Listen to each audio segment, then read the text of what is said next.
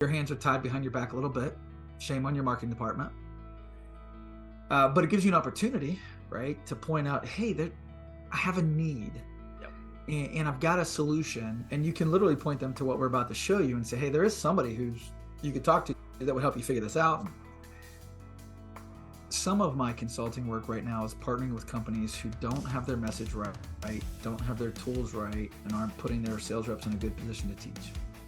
So that's what I mean by presentation skills.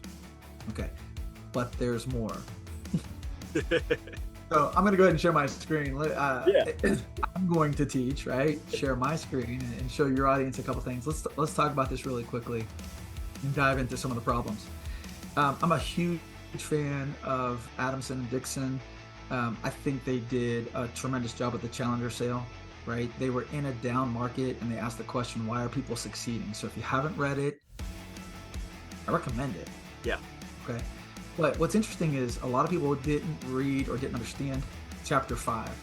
So while they go into, hey, there's these different kind of sales reps, and we've identified this person as a challenger, and we really think you need to be teaching, we really need to tailor your message. And then when the customer says, okay, I like it, what do we need to do? You need to be ready with a process to say, okay, you need to do this, this, this, and this. So that's what it means to take control, is have a process for onboarding. But I worked with a group who applied some of these principles, and specifically the principles in chapter 5 that we're going to talk to our sales tools in our teaching process. And what I want you to see is we did something called aided recall. We went to surgeons 12 months into it. We said, do you recall Jason saying this? Do you recall Jacob saying this? Do you recall Jennifer saying this? Do you remember Tracy saying this? That's what aided recall is. If you can get 2 messages above 60% aided recall, you're doing pretty good. Yeah. Okay. This team that was part of Spyrox, that was part of a successful launch, got 12 messages above 60%. Now that is super sticky.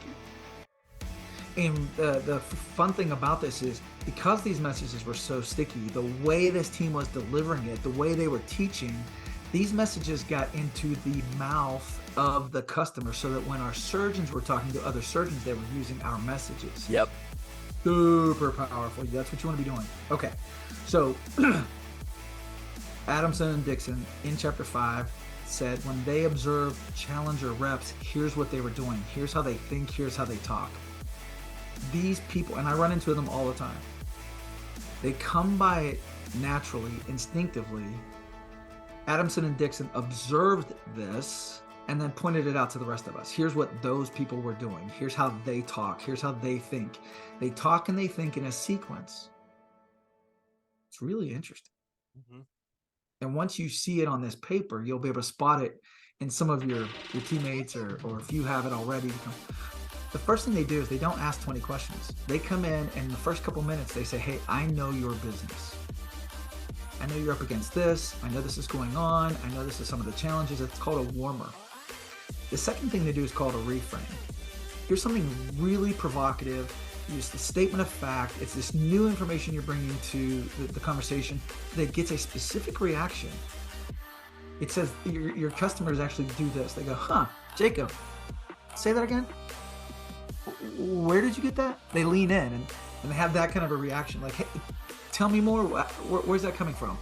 And then you do. That's rational drowning. You back it up, and that's where you unload some of the data. You say, well, here's where that comes from. The other thing they did that most people don't do is something called emotional impact. Emotional impact is where I do have the insights. I do know your business pretty well, and I know what's frustrating you. And I can state it in first person. I'm so frustrated. I hate this. And the key here is that you make a statement that the customer has said themselves in their own mind 100 times, and that's why it connects. Yes, that's exactly. I've been saying that. That's the kind of reaction you get. And then they kind of slow everything down. Like, well, what if you could do that? What if you didn't have to? What if you had? And then out comes the solution. Now here's the key. Here's what you need to understand. the solution or your widget or your product or whatever it is, right? It doesn't come out of your bag until you've accomplished these 6 steps in the conversation, and it needs to happen fast. You need to get to your solution in under 5-6 minutes. Okay. But you set it up this way.